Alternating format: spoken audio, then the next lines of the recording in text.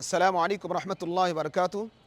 সুপ্রিয় দর্শক শ্রোতা, আজকে রোজা সংক্রান্ত গুরুত্বপূর্ণ একটি মাসআলা আপনাদের সম্মুখে আলোচনা করব ইনশাআল্লাহ।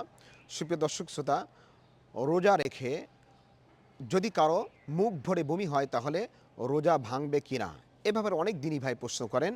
এ ব্যাপারে আল ফাতাওয়া আল হিন্দিয়া, ফতুয়া হিন্দিয়ার ভিতরে এসেছে অনিচ্ছায় মুখ ভরে বমি হলে রোজা ভাঙবে না। এখন ইচ্ছাকৃতভাবে কোনো ব্যক্তি যদি বমি করে, সেটি যদি মুখ ভরে হয় তাহলে রোজা ভেঙে যাবে। এখন ইচ্ছায় কোনো ব্যক্তি যদি বমি করে, সেটি যদি মুখ ভরে না হয় তাহলে রোজা ভাঙবে না। সুপ্রিয় দর্শক শ্রোতা, অনেকের প্রশ্ন জাগতে পারে যে রোজা ভাঙার জন্য ইচ্ছাকৃতভাবে কীভাবে বমি করে।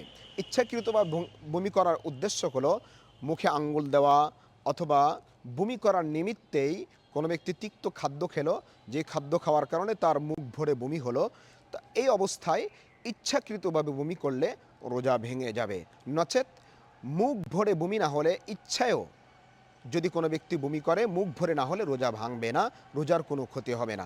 আল্লাহ রাব্বুল আলামিন আমাদেরকে বুঝে আমল করার তৌফিক দান করুক। ওয়া আখির দাওয়ানা আলহামদুলিল্লাহি রাব্বিল আলামিন। আসসালামু আলাইকুম রহমতুল্লাহি ওয়া বারাকাতুহু।